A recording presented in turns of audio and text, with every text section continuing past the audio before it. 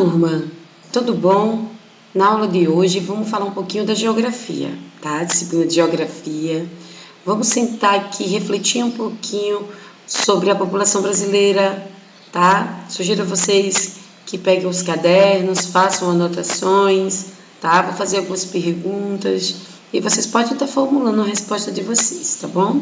Vamos começar o vídeo. A temática, ela vem falar sobre a população brasileira. Tá? A gente vai refletir acerca das pessoas que moram em um determinado território. No caso do território analisado, é o território nacional, é o território pertencente ao Brasil. Então, é necessário, crianças, compreender o conceito de população. Tá? Eu convido a vocês a pensar um pouco sobre esse conceito. O que é que significa população? O que é que eu entendo por população? Tá? Eu preciso formular uma resposta, formular um conceito diante dessa pergunta. Então, a imagem, ela nos ajuda a refletir, a pensar, né, sobre o conceito. Tá? Então, se for necessário, pare o vídeo um pouquinho e escreva no caderno o que é população, na opinião de vocês. Ok?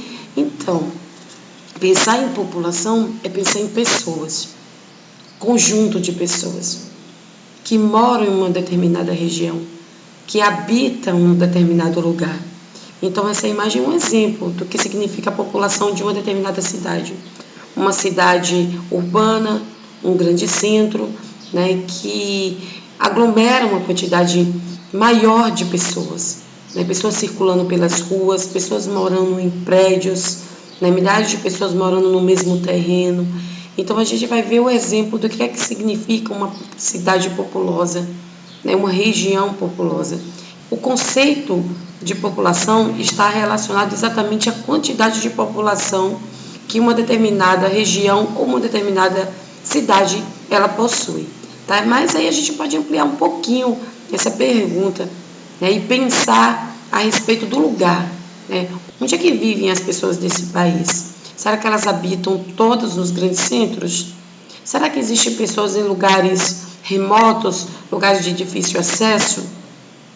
Tá? Então, a gente precisa saber, a gente precisa entender como essa população ela é regularmente distribuída ou irregularmente distribuída por todo o território nacional. Então, como é essa distribuição dessa população no país? Então, eu preciso que vocês comecem a refletir, né, a respeito dessas questões. Então, a nossa habilidade, ela busca descrever, levar os alunos a fazer uma descrição, analisar a dinâmica populacional que ocorre dentro de uma unidade federativa, dentro do território nacional. Né? E, nesse sentido, os alunos, as pessoas de um modo geral, sejam capazes de estabelecer relações de sentido entre o processo migratório que ocorre em uma determinada região. Esse processo migratório que às vezes a gente dá um nome de êxodo rural, pelo fato dele estar relacionado a mudanças de lugares que ocorrem dentro do próprio território. Então a gente vê aí constantemente pessoas mudando de um estado para o outro, de uma região para outra, em busca de alguma coisa. Né? E que coisa é essa? Que infraestrutura é essa que faz com que haja uma grande mobilidade, uma grande mudança de pessoas de um lugar para o outro? Tá bom? Então, nossa habilidade, ela vem trazer essa reflexão. A reflexão que eu busco estar realizando com vocês no vídeo de hoje. Tá? Então, aqui no nosso slide, ele traz também uma afirmação. O Brasil é um país populoso. Com base em que podemos fazer essa afirmação? Dizer que o nosso país é um país populoso. Ou afirmar que uma determinada região é populosa e que outra não é. Tá? Então, com base em quê? Então, na aula passada, nas nossas aulas presenciais, nós falamos sobre o censo demográfico. Né? Fizemos uma simulação do censo demográfico, dos recenseadores e das pessoas pesquisadas. Então, o censo demográfico é uma pesquisa realizada a cada 10 anos, que ela busca obter informações a respeito da população de uma determinada região, de um determinado lugar, de um determinado país. Esses dados são de suma importância, né, para os estudos da geografia, para o estudo de uma população. Esses dados são solicitados pelo Instituto Brasileiro de Geografia e Estatística. Tá? Então, o censo, ele divulga a cada 10 anos o número de pessoas que habitam determinada região.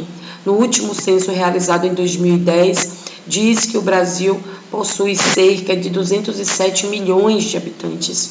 Então, esse é um dado que já completou os 10 anos. No ano de 2020, estaríamos aqui realizando um censo demográfico, mas infelizmente a pandemia que se instalou em diversas partes do mundo impede de estarmos realizando essa pesquisa e atualizando esses dados, que provavelmente haverá modificações. Então, vocês acompanham diariamente as notícias que aparecem nos nossos telejornais.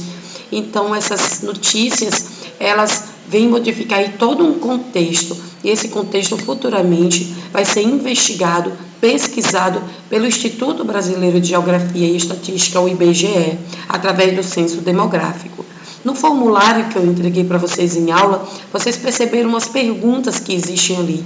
Diversas são as perguntas. E com base nessas perguntas, o governo ele estabelece metas, para estar realizando a cada 4 anos, de acordo com o mandato do governo que ganhar as eleições democráticas. Tá? Então, todo um governo ele é organizado com base na sua população. E para isso eles precisam saber onde é que está essa população. Então, esses recenseadores, as pessoas que trabalham durante o censo, eles vão em todos os lugares, desde as cidades mais populosas às cidades com baixa densidade demográfica, com baixo número de habitantes. Tá? Então, é importantíssimo a gente estar refletindo a respeito dessas questões. Tá? Então, nessa imagem que aparece aí na tela de vocês, ela traz a imagem de um conjunto de habitações, provavelmente de pessoas que moram nos morros, que pessoas que moram nas favelas, pessoas que moram em lugares com baixa infraestrutura, com lugares que não têm condições razoáveis de saúde, de saneamento básico, de educação, de diversos fatores que são importantes para o desenvolvimento humano dessa sociedade. Tá? Então, aí no nosso slide ele diz o seguinte, que existe áreas com maior número de habitantes, como é o caso desta imagem, e áreas com um número bem menor. Né? Então, isso é fato. Então, qual é a conclusão que eu chego com isso? A distribuição da população brasileira ela é irregular em todo o nosso território. Ok? Então, o que é que leva? Quais são os fatores que nós podemos levar em consideração? Então, a gente não pode deixar de levar em consideração os fatores históricos e os fatores econômicos.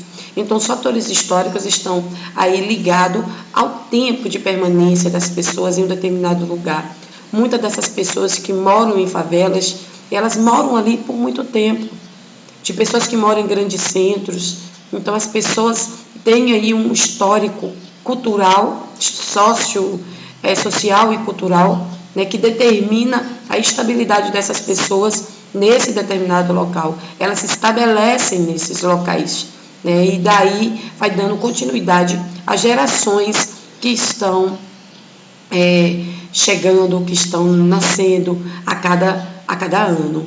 Então, são vários. Se a gente for fazer uma ponte lá com o estudo da história, a gente vai ver que no passado, na época que o Brasil recebeu a família real, ela chegou aí no Rio de Janeiro e muitas das pessoas que moravam ali na Zona Sul, na região litorânea, perto das praias, elas foram expulsas, elas foram retiradas e automaticamente elas se aglomeraram em cima dos morros, deram início os primeiros núcleos populacionais denominados de favelas. E elas foram retiradas desses locais, e levadas assim, destinadas a uns locais que não tinham tantas condições e que não eram de interesse dos governantes. E até hoje essas áreas elas têm baixo investimento e, infelizmente, muitas pessoas que moram nesses lugares elas têm dificuldades financeiras, econômicas. E aí a gente já puxa um pouquinho do gancho, o fator econômico também é um fator determinante para a estadia, para o estabelecimento das pessoas, as pessoas se estabelecerem em determinados lugares. Então, o fator econômico, ele está ligado à relação de serviços que uma determinada região ela oferece, a presença das grandes indústrias, do serviço propriamente dito, das oportunidades que são dadas às pessoas nos grandes centros. Então, o fator econômico acaba atraindo uma grande quantidade de pessoas, da saída de pessoas do Nordeste para as regiões Sul-Sudeste. A maioria das pessoas que saem do Norte e Nordeste, elas vão para outras regiões em busca de oportunidades de emprego, de serviço, né, em busca de melhores condições de vida. E aí a gente vê que a maior concentração hoje da nossa população, elas estão nos grandes centros, elas estão nas capitais do país, elas estão em Salvador, São Paulo, Rio de Janeiro, Porto Alegre, entre outras capitais do Brasil, que concentram um grande número de habitantes, né? Então, é um exemplo, a imagem que aparece aí no slide de vocês, nos desenhos que vocês fizerem em casa, a respeito de uma cidade populosa. Então, os prédios é sinônimo, né, de uma área pequena, aparentemente pequena, né, porque geograficamente falando, a área de um prédio não é tão grande assim, porém, o homem ele foi capaz de criar prédios altíssimos que concentram um grande número de pessoas morando, residindo nesses apartamentos, né? Então, como vocês podem ver na imagem, uma grande concentração de pessoas circulando nas ruas. Então, as pessoas optam, fazem uma opção de morar nos grandes centros devido às oportunidades que os grandes centros oferecem à população. E isso é devido ao aumento das atividades industriais. As grandes indústrias, né, elas se concentraram aí nos grandes centros. E tudo isso tem um fator histórico que determina a presença desses serviços indústrias nessas regiões, né? Isso lá no passado, quando a gente vai estudar na história, né, nos próximos vídeos. E aí a gente dá uma analisada assim, em uma ótica completamente contrária. A gente também vai encontrar áreas com um número pequeno de habitantes, com regiões que não apresentam um grande número de pessoas morando, habitando essas regiões, né? O porquê disso, né? Como vocês podem ver no contexto, a paisagem aí é completamente diferente, né? Então, o contexto social é completamente diferente, até o modelo de famílias são completamente diferentes. As famílias que habitam os grandes centros, elas optam por ter um número muito pequeno de filhos, né? 1 ou 2 filhos por família. Já as pessoas que moram na zona rural, esse controle econômico para manter a sua condição social dentro desse local onde eles habitam. O número de filhos de determinadas famílias acabam se elevando nesse contexto, né, por conta da realidade, as realidades completamente contrárias, né, como a gente pode estar aqui refletindo sobre o nosso contexto, o contexto da nossa cidade, por exemplo. Nós não estamos no grandes centros, mas nós temos uma área urbana que concentra um número maior de habitantes. Porém, nós temos uma grande área rural, uma grande área do campo, que encontramos pessoas como essas que aparecem na imagem. E às vezes essas pessoas preparam seus filhos, né, estudam, trazem seus filhos para morar na cidade, para ter acesso à educação e oportunidades de emprego. E muitas vezes, não encontrando esse emprego nesse centro que está mais próximo, eles acabam avançando para outros centros cada vez maiores e com mais oportunidades. Tá? Então, essa redução da falta de emprego é um fator determinante para o processo migratório. Ok? Então, onde é que estão localizadas as grandes cidades, os grandes centros urbanos brasileiros? Eles vão estar aí perto do mar, como vocês podem ver na imagem, na área litorânea, né, próximo ao litoral brasileiro. Então, as nossas principais cidades encontram-se próximo ao mar. Você vai ver que o fator histórico, né, o fator histórico levou ao desenvolvimento das grandes cidades próximo à área litorânea. Então, essas áreas foram determinantes para o avanço econômico, para o desenvolvimento econômico do país. Então, é nesse sentido que a maior parte do desenvolvimento econômico do nosso território, do nosso país, ele se concentra aí próximo ao mar. Então, nessas áreas se encontram aí as principais cidades brasileiras, né? São Paulo, como eu disse para vocês, é uma grande cidade, altamente populosa. Ela é uma cidade que tem uma taxa muito alta de densidade demográfica. Hoje ela tem 11.253.503 habitantes, né? E isso de acordo com o censo realizado em 2010. esse número vai ser alterado, ok? Então, assim como existe as cidades com alta densidade demográfica, existe a cidade com uma baixa densidade demográfica. Aqui a gente tem um exemplo, né? O livro de vocês traz o exemplo dessa cidade, que é a cidade de Serra da Saudade de Minas Gerais. Ela possui apenas 815 habitantes e é considerado um município.